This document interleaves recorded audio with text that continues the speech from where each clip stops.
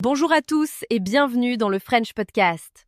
Aujourd'hui, on va plonger vraiment dans la vie parisienne. Emmanuel, tu sais, ça me rappelle les marchés de Provence. L'odeur des herbes, un vrai festival. Mais bon, Paris, c'est un tout autre rythme.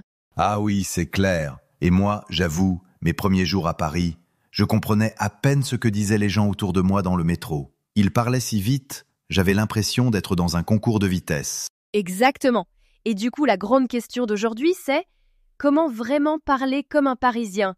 Pas juste faire ses devoirs de français du manuel, mais vraiment sonner local. Voilà, c'est la clé. On va décrypter les petites astuces, les expressions, tout ce qui fait le sel du langage parisien au quotidien. Alors, première étape super importante à Paris, le tutoiement et le vouvoiement.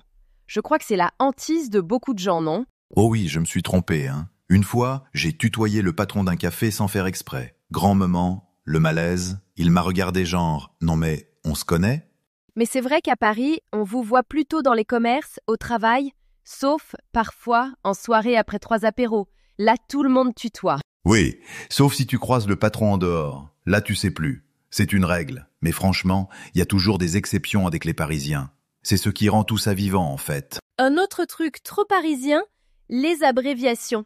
Genre, on va au resto ou on fait un apéro. Tu veux pas perdre de temps à dire restaurant ou apéritif. C'est trop long. Ouais, et j'ai toujours trouvé métro très musical. Tu trouves pas? Tiens d'ailleurs, c'est quoi l'origine du mot? Je pense que c'est métropolitain. Bravo, monsieur.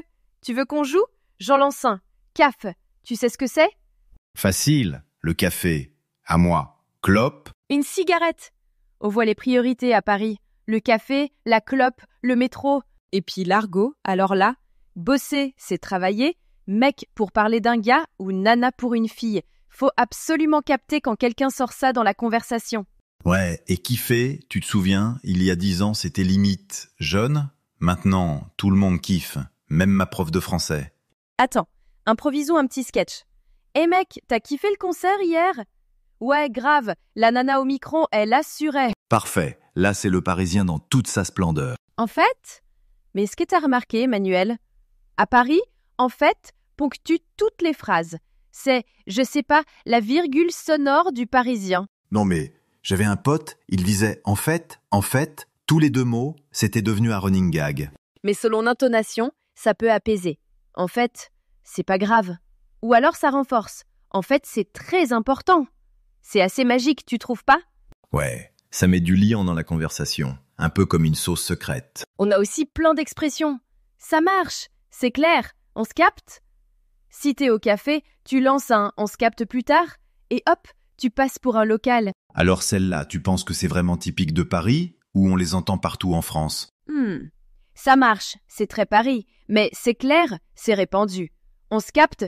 Ça, c'est très jeune parisien. Tu sais, le rythme du français à Paris, c'est rapide, c'est presque percussif. Ça file, ça s'arrête pas. Mais il y a une mélodie. Ça me rappelle quand j'ai enregistré des conversations à Place de Clichy. Après, j'ai comparé avec Marseille. Et franchement, au sud, ça chante. Mais à Paris, ça pulse. Allez, on essaie? Bah voilà, tu prends la ligne 13, tu descends à Saint-Lazare, rapidité parisienne. Maintenant, version sud. Alors, tu prends le métro, tu descends tranquillement. Exactement. C'est tout un art de l'intonation. Mais attends, c'est pas que des mots. Il y a les gestes, un haussement d'épaule, la moue. On dirait que les Parisiens parlent parfois plus avec leurs mains qu'avec la bouche. Faut pas oublier le fameux soupir parisien. C'est un mélange entre fatigue et complicité. Genre, mais c'est Paris, quoi. Attends, j'essaie à la radio, écoute. Voilà, tout le monde a reconnu la mauvaise humeur. Ou l'humour. Bon, les pièges. On fait tous des erreurs. Parler trop fort, sortir un mot trop formel, genre « je souhaite prendre un café », alors qu'il faut juste dire « je prends un café ». Moi, mon ami disait tout le temps « bonjour madame » à la boulangère, même à 6 heures du soir. Ça fait sourire, mais c'est pas si local, là. Voilà, le mieux c'est d'observer avant d'adopter les expressions. On s'adapte, c'est comme ça qu'on progresse et qu'on devient presque parisien. Alors au final, parler comme un Parisien, c'est pas que la langue, c'est la culture, les petits codes qu'on capte avec le temps. Faut oser, regarder, essayer. Tester une expression ou un geste dès aujourd'hui. laissez-vous surprendre. Même si on se trompe, c'est comme ça qu'on apprend. Et Petit clin d'œil, pour ceux qui sont restés jusqu'ici, je promets de partager ma recette de tarte aux herbes sauvages, mais seulement si vous nous écrivez. si vous voulez entendre du vrai français parisien, allez dans le Marais, Belleville ou le canal Saint-Martin. C'est là qu'on capte tous les accents, les vraies discussions entre habitants. Et le top, c'est de participer à un atelier cuisine ou même une séance de théâtre de rue pour vivre le français dans des moments, comment dire, super vivants. Observez aussi la façon dont les Parisiens prennent leur temps dans un café, comment ils se saluent. C'est tout un spectacle silencieux, mais ça compte dans l'apprentissage. C'est bien de s'inscrire à un atelier de cuisine ou un cours de danse. Ça donne du sens au vocabulaire. Tu découvres les mots pendant que tu rigoles ou que tu coupes des légumes. Regardez comment les gens agissent dans le métro, dans les cafés. Les petits détails du quotidien t'aident à adapter ta manière de bouger, de parler. Et puis, prenez le temps d'aller à un marché ou à un festival. Belleville, par exemple, c'est idéal pour pratiquer dans un vrai contexte. On se sent immergé tout de suite. Moi, j'adore visiter des marchés tôt le matin. Tu croises les Parisiens, tu écoutes leur façon de commenter les tomates, le fromage. Et un atelier de cuisine, franchement, niveau vocabulaire, c'est le top.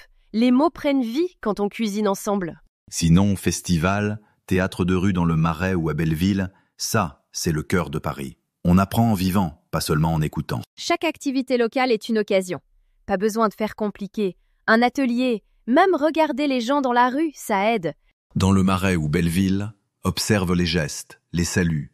Plus tu remarques, plus tu t'intègres naturellement.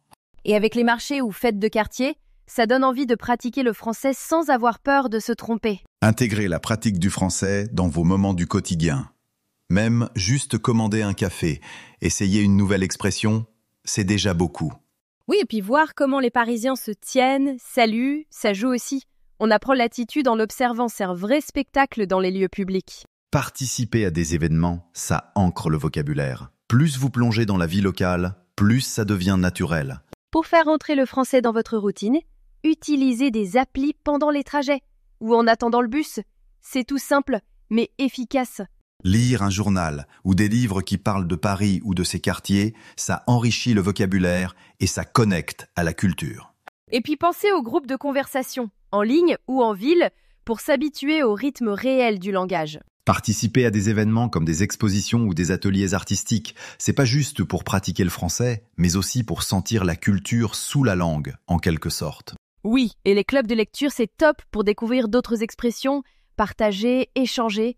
On apprend autant des autres que des livres. Et imiter les petits rituels, ça aide à se sentir à l'aise parmi les Parisiens, même sans parler parfaitement. Les expressions idiomatiques font tout, genre « ça ne mange pas de pain » pour dire « ça coûte rien d'essayer » ou « être dans la lune » pour quelqu'un qui rêve.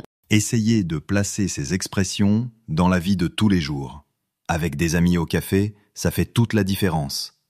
Tenez, gardez un carnet ou une fiche sur le téléphone avec chaque nouvelle expression, sa définition et un exemple pour vraiment s'en souvenir. Reprenez l'idée des applis linguistiques. C'est génial pour progresser à chaque déplacement.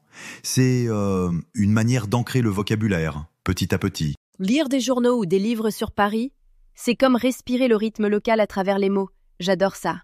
Groupe de conversation, café, discussions improvisées, tout ça aide à parler naturellement. À force, ça devient instinctif. Pour finir, rien ne vaut une vraie balade dans le Marais, Belleville ou le canal Saint-Martin.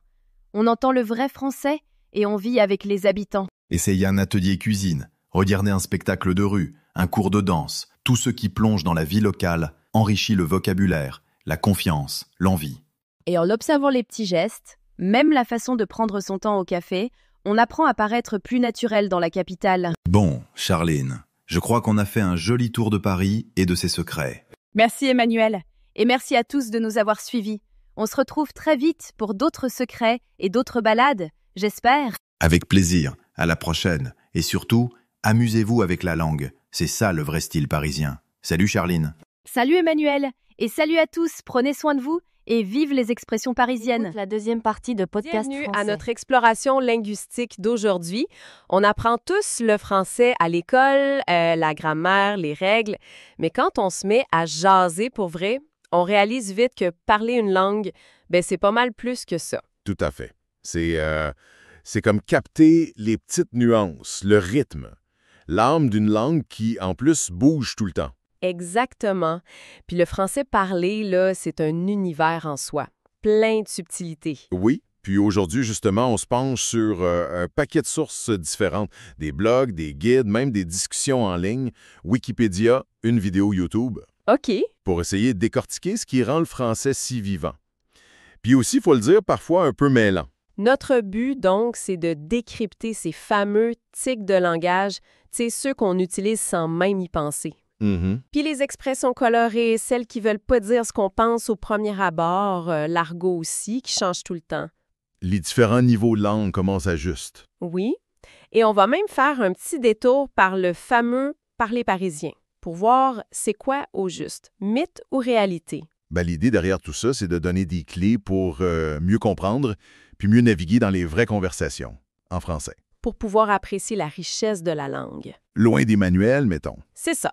Fait qu'on va commencer simple avec les petits mots, les tics. Ensuite, on va regarder les images, les expressions idiomatiques. OK. Après ça, l'argot, le verlan, les registres de langue, le focus sur Paris. Un petit clin d'œil rapide à la culture des cafés, puis on finira avec des pistes pour ceux qui veulent aller plus loin. Parfait! Programme chargé. Alors, allons-y.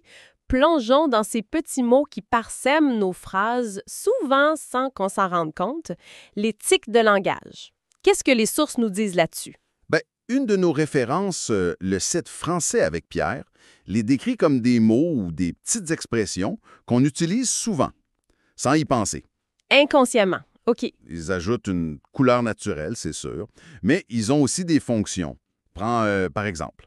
Ah oui, le classique, hein? Ben voilà. Pour marquer l'hésitation, le temps de chercher ces mots, là. Le « est » universel, on pourrait dire. Puis que dire de « hein » ? On l'entend pas mal, celui-là, des fois à la place de « comment ». Oui, c'est intéressant, le « un ». En langage familier, oui, il remplace « comment » quand t'as pas bien saisi. Mais c'est pas super poli, non? Non, c'est ça. C'est souvent vu comme moins poli, les parlants le reprennent souvent d'ailleurs.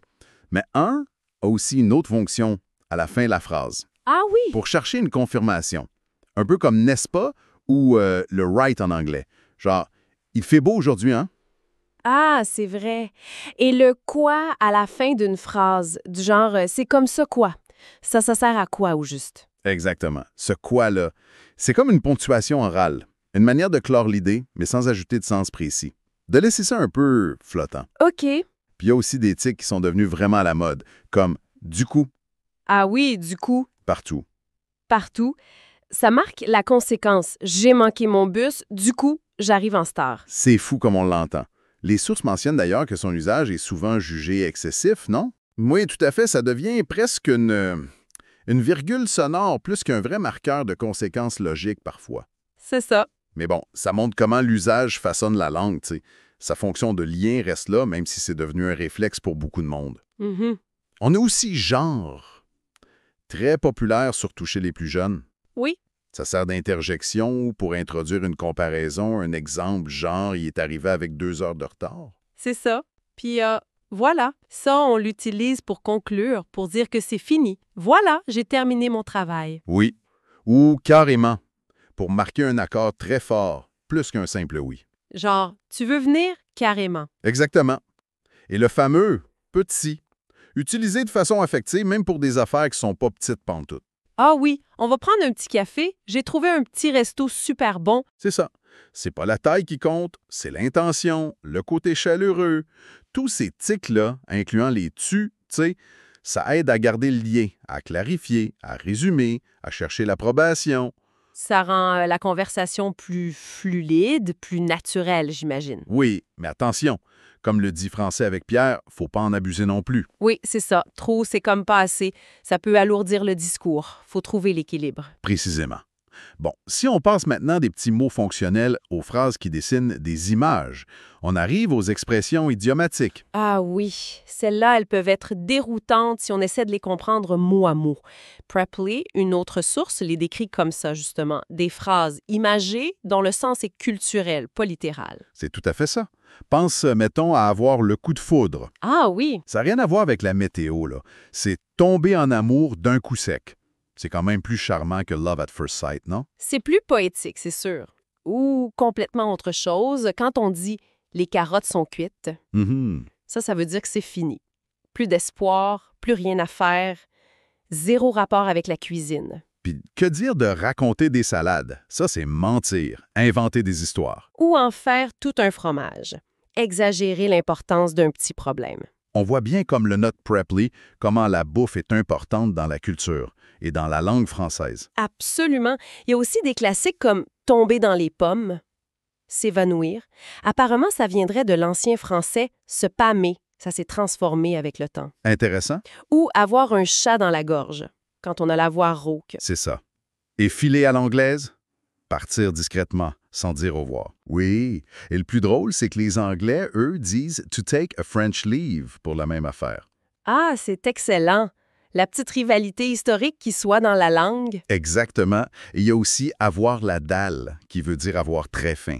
Ça flirte un peu avec l'argot aussi. Ces expressions, c'est comme des fenêtres ouvertes sur la culture, finalement. Tout à fait.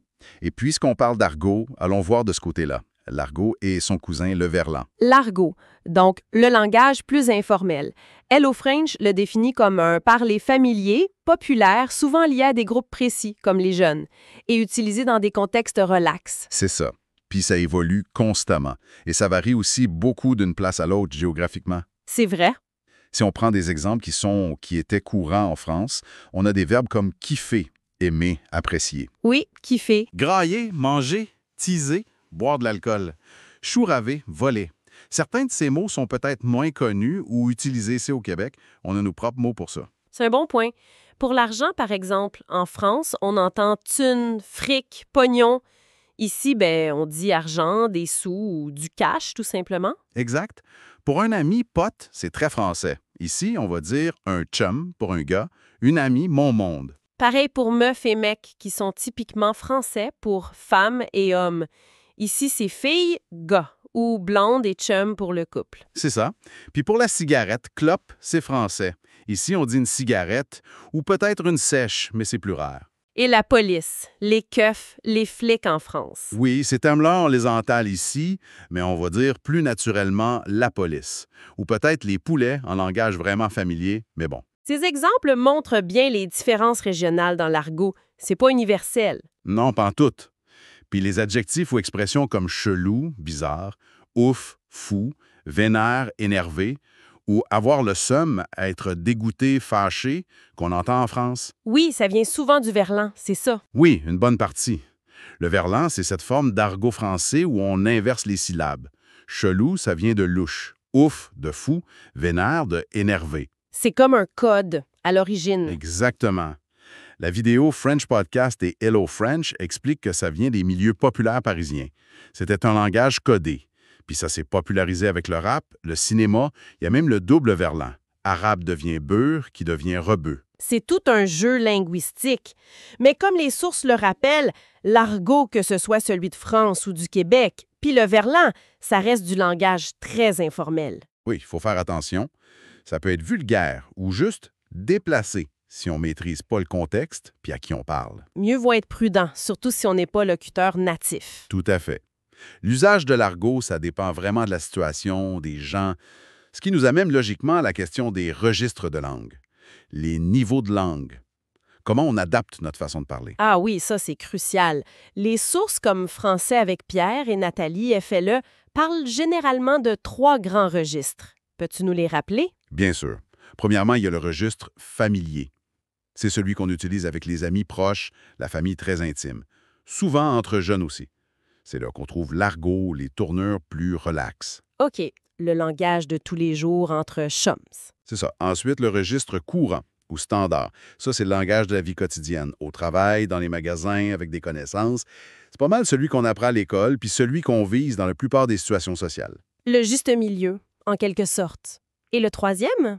C'est le registre soutenu ou formel. Celui-là, on le croise surtout à l'écrit, dans la littérature, les documents officiels, ou à l'oral, dans des discours, des conférences, des situations très protocolaires.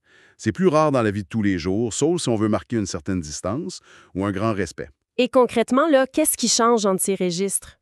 Le vocabulaire, j'imagine que ça change pas mal. Énormément. Pour manger, mettons, on peut dire la bouffe, familier, très courant au Québec aussi. Le repas, courant. Les mets, soutenus, plus rares. Une voiture. Un char, une voiture, une automobile, des chaussures, des souliers courants au Québec, des chaussures courant standard, des escarpins soutenus, mais c'est spécifique comme type de chaussures. Et la police? Les poulets, très familier argot, la police, courant, les forces de l'ordre, soutenues. La grammaire aussi, puis la structure des phrases, ça doit changer beaucoup. Absolument. En familier, les phrases sont souvent plus courtes, plus directes. On laisse tomber souvent le nœud de la négation. Je sais pas, il n'y a pas de problème. Mhm. Les questions, c'est souvent juste avec l'intonation. Tu viens plutôt que viens-tu ou est-ce que tu viens? On utilise beaucoup en pour dire nous. C'est vrai. À l'inverse, en soutenu, les phrases sont plus longues, plus complexes. On utilise des mots de liaison plus recherchés, néanmoins, par conséquent. Des pronoms relatifs composés comme lequel, auquel. Et l'inversion pour les questions? Venez-vous? Oui, c'est fréquent en soutenu. La négation complète ne pas est toujours là. On peut même trouver le nœud explétif qui est assez littéraire. Je crains qu'il ne soit trop tard. Et la prononciation, ça change aussi. Oui. En familier, on a tendance à manger des lettres, à contracter. Le « est » qui saute, je sais pas. T'es où? Les liaisons qu'on n'est pas obligé de faire, on les fait souvent pas. OK. En soutenu, la prononciation est plus soignée. On articule plus. On fait toutes les liaisons obligatoires, puis même certaines qui sont facultatives. Les cartes mentales de Nathalie Flay montrent bien ces différences. Fait que comprendre ces niveaux, c'est vraiment essentiel pour bien communiquer, pour s'ajuster. Nathalie Effella insiste là-dessus. Exactement.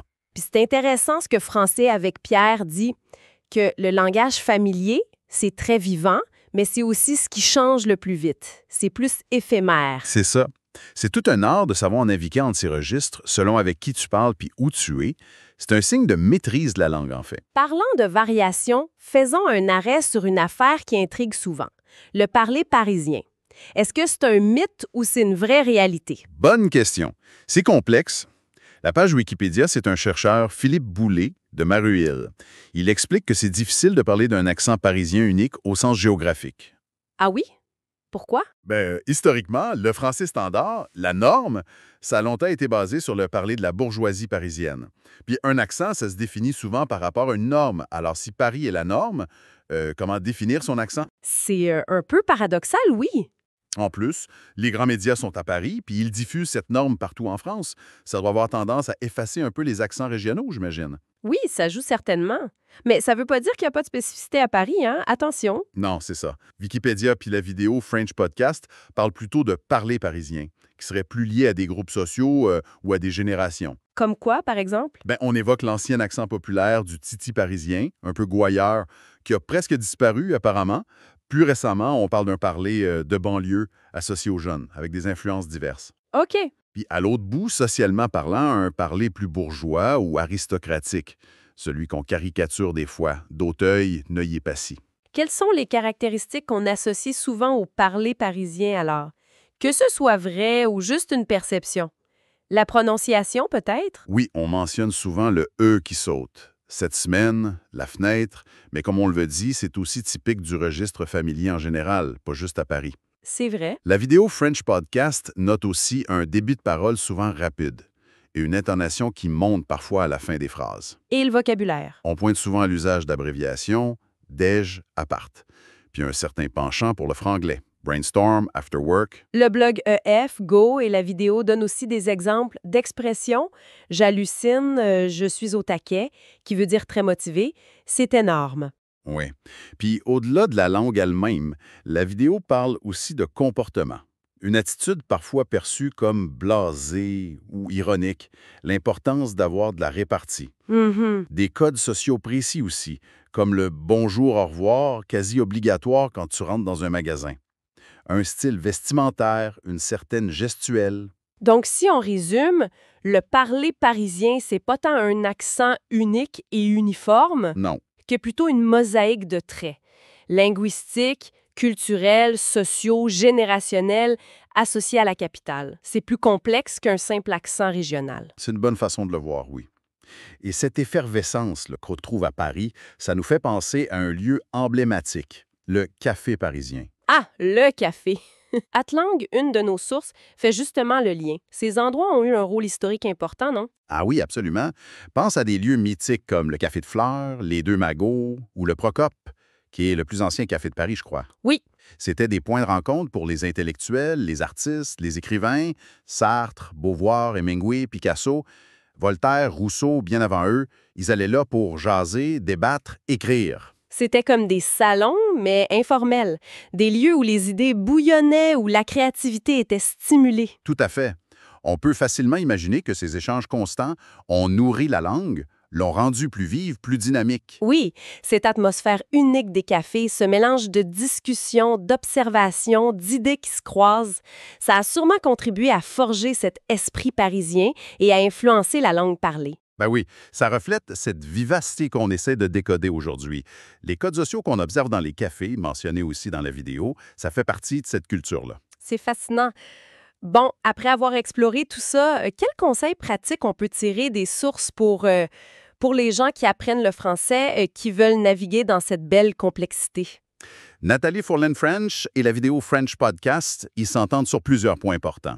D'abord, il faut maîtriser les bases, bien comprendre la différence entre les registres, savoir quand dire tu ou vous, reconnaître les contextes formels et informels. Ça, c'est le fondement. Après ça, l'écoute. Écouter activement, j'imagine que c'est la clé? Fondamental. Il faut s'exposer aux français authentiques. Écouter des natifs dans des situations réelles et variées. La radio, des balados, des films, des séries, des entrevues. Pour varier les accents aussi, les contextes. Oui, exact. Choisir des sujets qui nous intéressent, c'est important pour rester motivé. Puis surtout, accepter qu'on ne comprendra pas tout au début. C'est correct. C'est un processus. Faut pas se décourager. Il faut aussi être observateur, donc, pas juste écouter passivement. Très observateur. Quand on écoute ou quand on participe à une conversation, essayez de repérer le niveau de langue utilisé. Le vocabulaire, la grammaire, la prononciation, ça donne des indices. Observez aussi le non-verbal, le contexte social, tout ça, ça aide. Et le dernier pas, peut-être le plus difficile, oser parler. S'adapter et oser. C'est ça.